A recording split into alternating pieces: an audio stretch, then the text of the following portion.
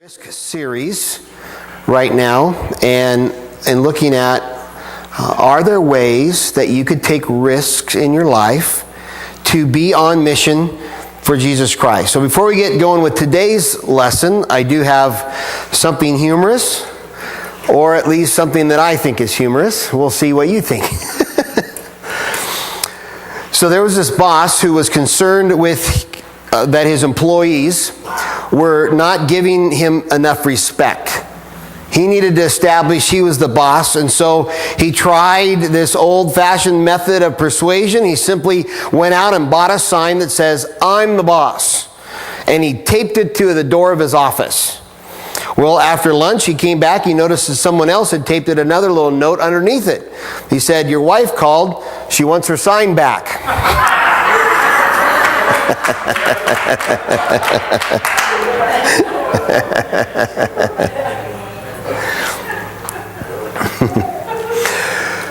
So today we're talking again about risk, and the title of this week is Risk for the Introverted Evangelist.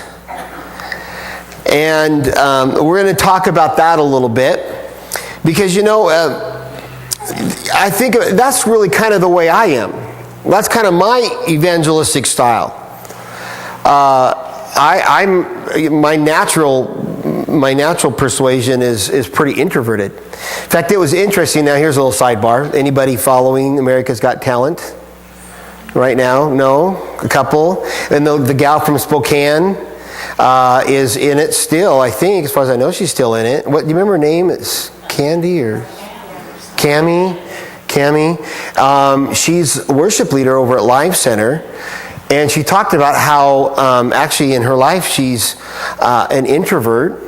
And one of the most uncomfortable places for her is on the stage. And here she's a worship leader at one of the largest churches in Spokane, and she's on this national stage now singing and doing a great job. It's kind of fun having our hometown girl out there. But seeing, that's kind of the way I am. In fact, last week, I was down at the gym, and we're sitting in the steam room afterwards, and we're talking with the fellas, and this guy asked me what I do.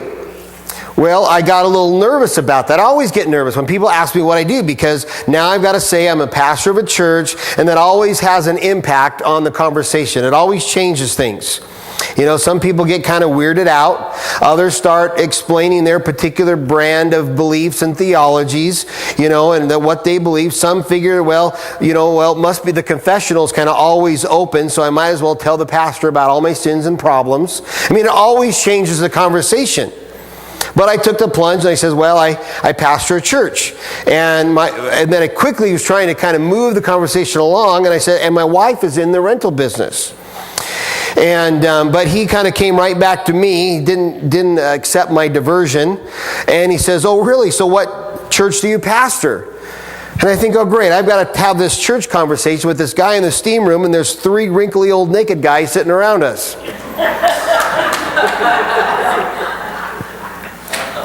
And we're going to have the Jesus conversation now.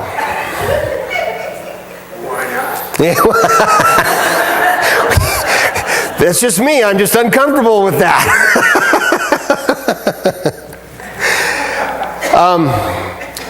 For some people, it's really easy to talk with strangers and to get to know people that they don't know. It's really easy to start up. Some people actually like being in groups. That's not the case with all of us. Some people like parties and being the life of the party. Others don't mind things like confrontation or uncomfortable topics. And they easily move into those kinds of things. But that's not the case for all of us. That's not the way we all are. And it seems though that there's a lot of evangelism training out there that talks about or tells us that the proper way to do evangelism is to have the ability to walk right up to total strangers and to be able to start a conversation and quickly lead them towards significant conversations about Jesus or spiritual things.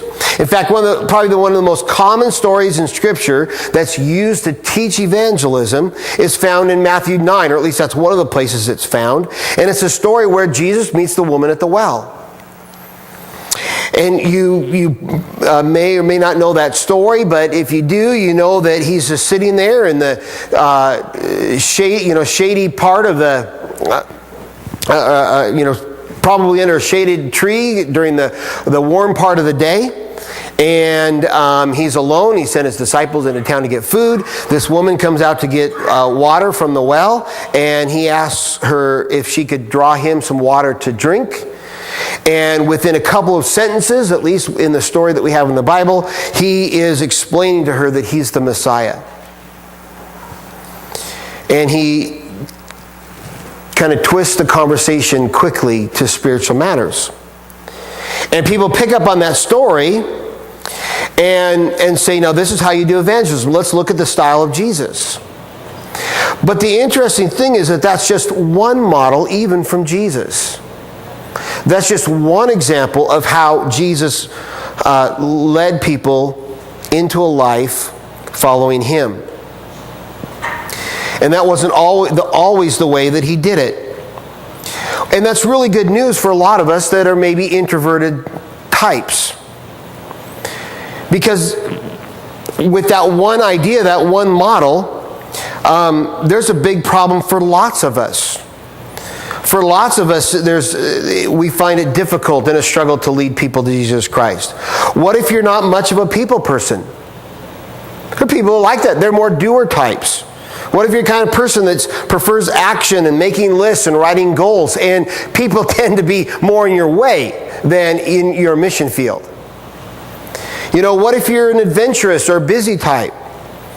You care about people, but quite often you just don't notice things. You don't recognize when somebody's hurting. Maybe you're easily distracted, or you're juggling lots of your own ideas in your head, and you just forget that there's people around you who don't know Jesus. Or what if you are the introvert? You're not good at moving in crowds and meeting strangers. Well, can I tell you that it's not a sin to be an introvert? You don't have to become an extrovert to be an effective evangelist or to effectively share the gospel message. And that's really what this whole series on risk is about. Would you be willing to live your life taking risks to share Jesus in the community around you? And there's different ways to do that. And for today, I want to take us to the book of Mark in chapter 2. We find a story of Jesus where he's in the Capernaum area and he's walking around. There's a large crowd of people that are following him. He's teaching, he's interacting, he's having these different interactions going on. But in Mark chapter 2 with verse 13, it says, once again, Jesus went outside beside the lake. A large crowd came to him and he began to teach them. As he walked along, he saw Levi, the son of Alphaeus, sitting at the tax collector's booth. Follow me, Jesus told him. And Levi got up and followed him.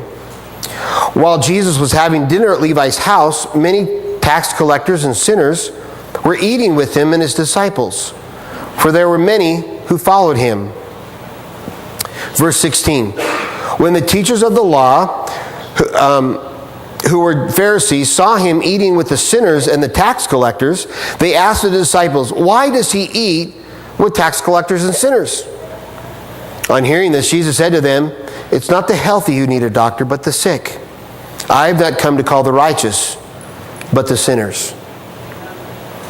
Now, in this story, as we think about it, what is the style or the approach of evangelism that Jesus had in this situation? Because he didn't pick up a conversation with Matthew and then lead him into conversations of a spiritual nature. He simply said, follow me.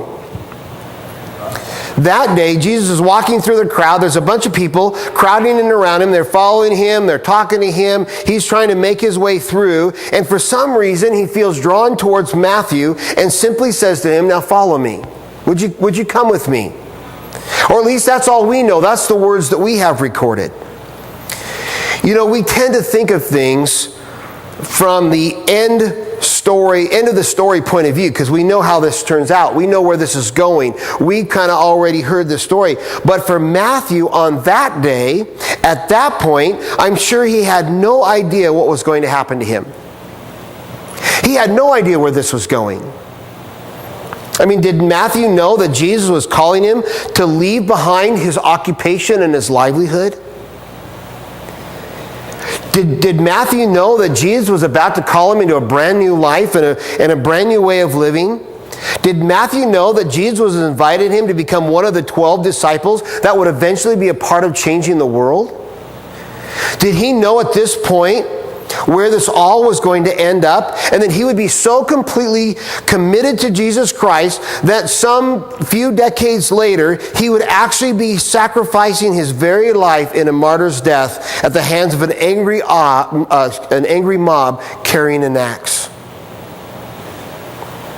Certainly not. At this point, Jesus just said, "Hey, why don't we spend the afternoon together?" And Jesus invited Matthew to come with him, so Matthew accepted the offer. He follows Jesus, and he said, and somewhere along the line they said, "You know what? Let's go to my house. Jesus, I have a big space. I know that there's food there. I want to introduce you to some of my friends and the people that I know. Would you come and spend the day at my house?" And so Jesus and Matthew, and then some of Matthew's friends, they go over to Matthew's house for a barbecue. Is basically what they're doing. Now it's interesting, short little sidebar, and then we'll see what we can learn from this. Notice the hubbub that's created in the story, because the Pharisees, the scribes, the religious folks of the time are also in the crowd, and they're watching this going on, and they're noticing who Jesus is stopping to talk with, and then they're noticing who Jesus is going to go have dinner with. And of the non-religious crowd, the people are saying, "Hey, what's going on here? What's this guy doing? This guy is going to places that he really shouldn't be going. This guy is hanging out with people that he really shouldn't be hanging out with. He's in the wrong crowd and he's in the wrong places." Now, it's helpful to understand that for the Jewish culture, their outrage, if you will, is not unmerited. It's understanding that they were at shock about all this. According to their whole cultural concept, if you would sit down and eat with someone, you were becoming one with that person.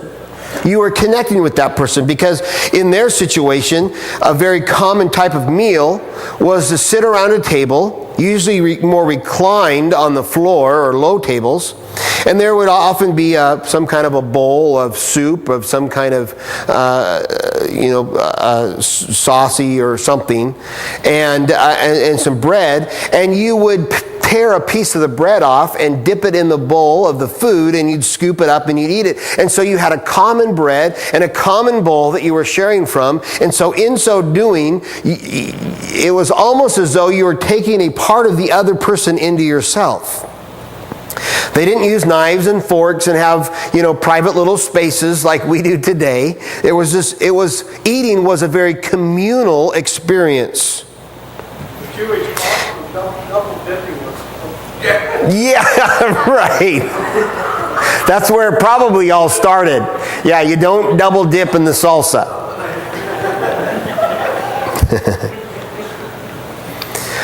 But they would share this common loaf and this common bowl, and so they viewed it as becoming one with each other as they would eat. And that's why the Pharisees were offended. Why does this guy eat with tax collectors and sinners? Jesus understood the same thing, but he came at it from a different point of view, a different perspective. Jesus understood that there's an emotional bonding that takes place when you sit down at a meal together. The Pharisees saw this as a reason to be separated from those who are different, but Jesus saw this as an important way to connect with somebody that he wanted to reach. And I was thinking how interesting it is that almost all of Jesus' major teachings come from times where he's just living his normal everyday life.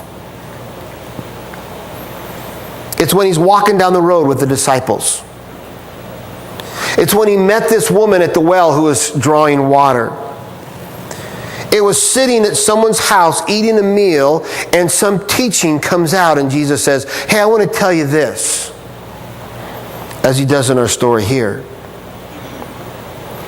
He's living his life on mission for God, and everywhere he goes and everywhere he's at and every person he encounters is an opportunity to share something. Now we know that Jesus went to the temple. We know that Jesus entered into discussion groups and studied and talked about Scripture. Much similar to what we do here. But it's interesting, I think it's noteworthy to us that the things that we have recorded and the majority of the teaching that comes from Christ are the things that were happening in the everyday experiences. And that's good news for the introverted evangelist. Your best evangelism is going to happen when you're engaging life with other people. The best way for you to make an impact in the world around you is to engage life with others that don't know Christ. And I want to invite you to consider two critical behaviors. As I was thinking about this week, if you would consider and if you would look at and if you would live out these two behaviors, I think it could absolutely transform your life and your spiritual walk with Christ. And I would also suggest that you need these critical behaviors to have a life with Christ. And they're this. One, I want to ask you or challenge you to be committed to mission, number one. And number two, that you never do mission alone. Well, let's unpack those a little bit. First of all, I want to challenge you to be absolutely committed to mission. The first step in actually living your life on mission is to just be committed to mission. To realize that the purpose of your life, the reason of your life, what you want to do with your life is serve out the mission of Jesus Christ. And just having that in our minds, trying to live that out in our lives, our daily lives, and just looking for those opportunities can change everything about us. Now, I'm not saying you need to, sell your home and quit your job and move to Kenya because Michael needs a bunk partner. I did talk with him on the phone this last week, by the way. He's doing good. And he hit the ground running. He's moved over to Kenya. And he's working pretty hard and doing a bunch of different things. So we shared some of that.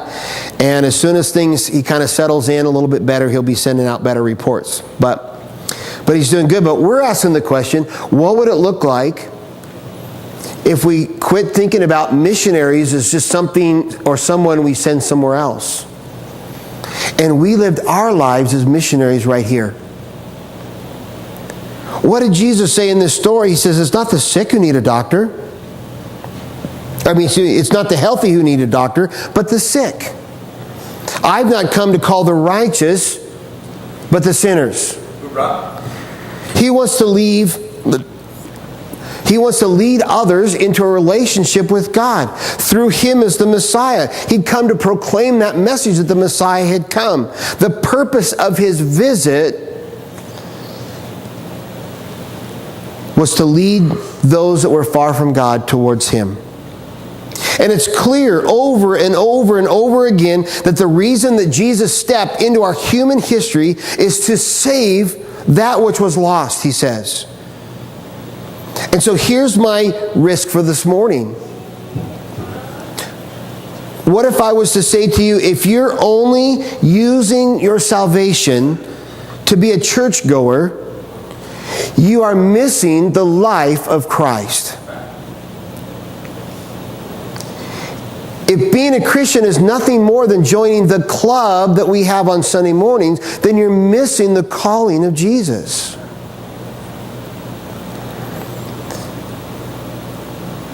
He came to save that which is lost. He came to rescue those that were in trouble. He came to bring healing to those who were sick. You know, people that are healthy but always run into the doctor for no reason, we think have a different kind of unhealth. We don't need the doctor when we're well. We need the doctor when we're not well. We've come to faith. We know Jesus Christ. We understand what His sacrifice on the cross has done for us and the new life that we have in Him. So now our purpose changes. The reason that we do our life has been transitioned. We're now like Matthew that has been called out of one station of life into a new station where we follow Jesus for the purpose of touching the world around us. The life of the church is important, but we need to be absolutely committed to mission. Is your life filled with people that are mostly like you? Or do you have people in your life that you're spending time with them for the purpose of sharing Jesus with them? You're involved in some areas because you want to be a light for Jesus Christ in that area.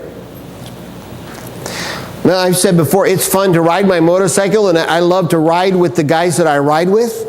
And I can just go and ride and have a good time, but I want to be there also with the purpose because I'm riding with some people that I love and care about, yet they are not walking with Jesus Christ.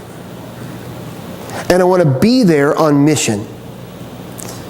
I get to have fun while I'm doing it. I get to hang out with some people that are pretty different from me and maybe my normal way of life. I haven't got any tattoos yet, but we'll see. No. You already got a Social Security number. Yeah, right.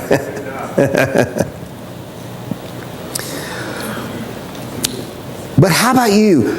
Who do you spend time with in your life that is different from you? Because you want to be a light for Jesus in that area. You know, the problem is that relationships come with risk. And so for the introverted evangelist, or for anybody that wants to try to get involved in a relationship with people, it comes with risk. Being around people that are different from you means that you might disagree on a political topic, or about how to raise a family, or about what's appropriate behavior, or about topics like just what the Bible is, or is there a God, or who is Jesus Christ? I mean, if you're going to be around people that are not like you, you're going to have to learn that it's risky because they think differently.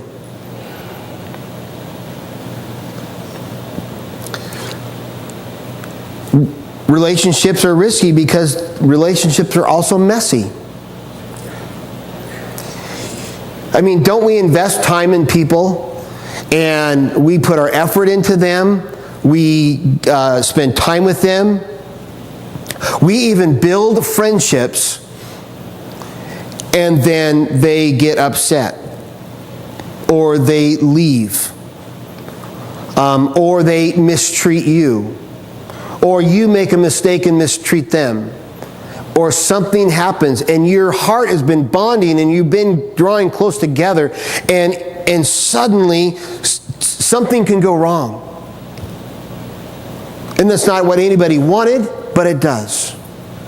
And relationships so often are messy and so often require forgiveness and so often require that we make room and allowance for one another. And what happens is we want to retreat back because we've gone through those experiences. We've gone through those difficult things. We've gone through those hurts. And now we just want to stay safer where it's much easier and it's much more protected. And we quit risking. And we quit living for Jesus Christ. But I want to ask you and challenge you to be absolutely committed to mission.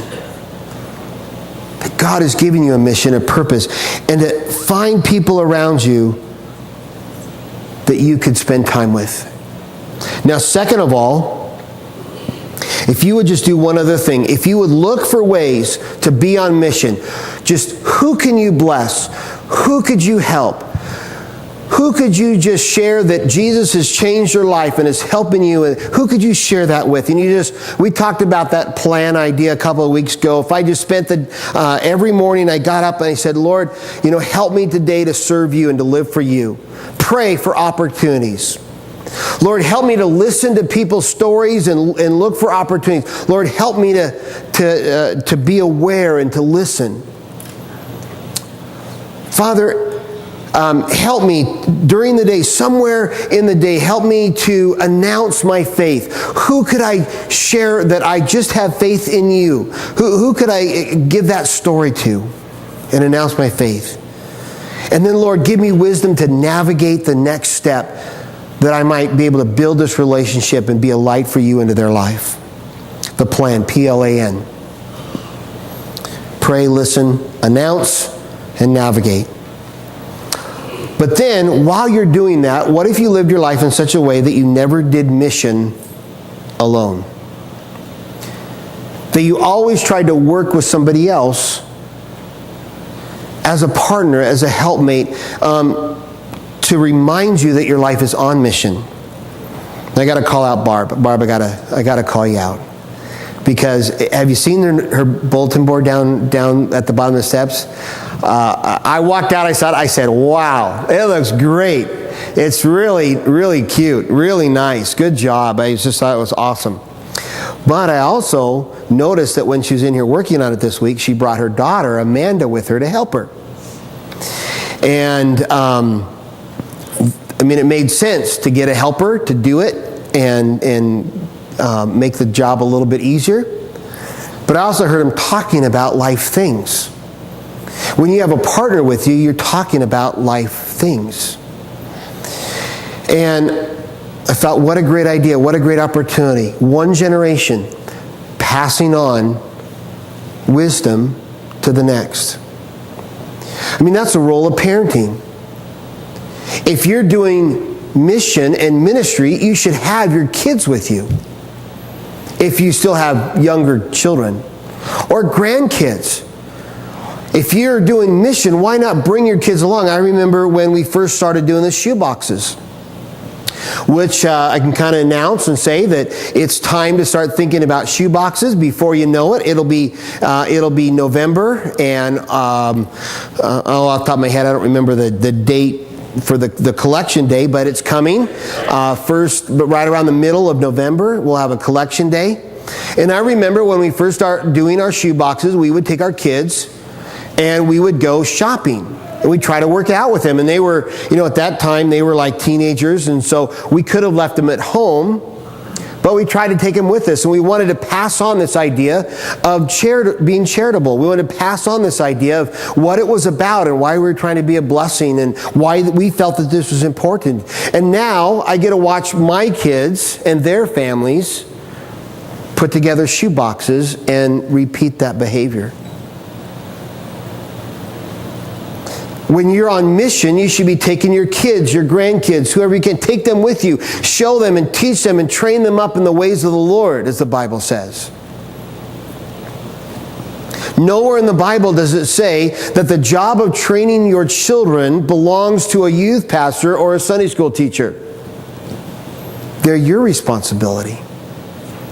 Take somebody with you, but maybe it's just a partner. I was thinking of down in California, a friend of mine, his name is Pete Mullenbach. Pete came to me one day when we were doing youth ministry, and he said, I am interested in kind of a Christian Boys and Girls Club. Christian Big Brother Club. Do you think that there's one or two of the boys in the youth group that maybe don't have dads, or maybe they're in kind of trouble, or that they would just be interested in having a big brother that would look out for them and help them and guide them? And I said, oh yeah, I'm sure there's lots of kids that would be interested in that. Why don't you come to a couple youth nights and get to know them? Get to know some people so that we can, connect you up, and it wouldn't be like this cold invitation, but you'd get to know them a little bit. So he did. He started coming. And week after week after week, he kept coming and get to knowing kids, and we had this idea in the back of our minds, and eventually he started identifying a couple of kids that he could work with. Well, the long story short is that he did that repeatedly. And he kept finding kids over and over and over. And we developed even this idea, we call it families. We had little youth group families. And Pete just made it a habit in his life. Anytime he was going anywhere, he would pick up a couple of these teenagers to take with him. Now, we had rules, and we did all the background stuff. We did all that.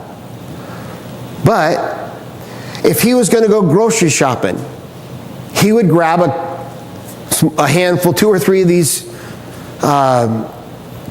junior high boys. Who's excited about taking junior high boys grocery shopping? What fun. I can't stand grocery shopping. I certainly don't want to do it with junior hires.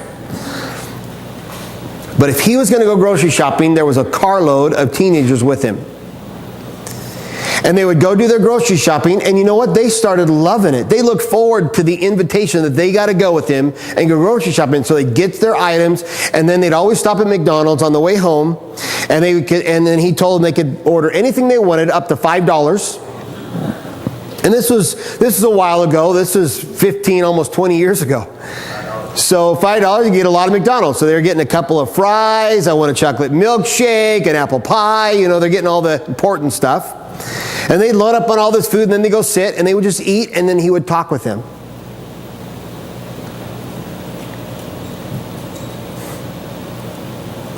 And he'd ask questions. How's it going? How are things at home? How's your mom or dad? How's school? What's happened in your life? And these kids were opening up to him.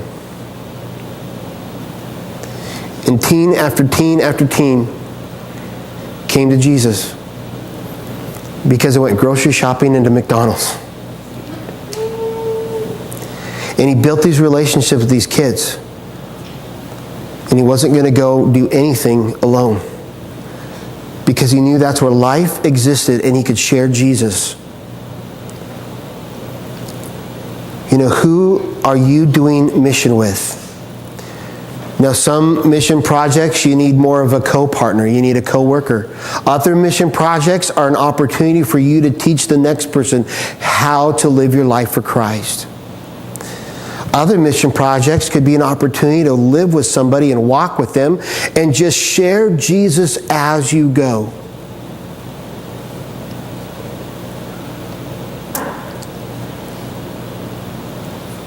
But will you live your life on mission? And will you do it with others? That's exactly what Jesus did when he said, Matthew, would you come with me? Would you follow me? Would you go with me? And they went and had a barbecue. They went and had a dinner. And Matthew's life started down a brand new road that changed everything. Who are you guiding? Who are you leading? Who are you building a relationship with? Who are you working with as you live on mission?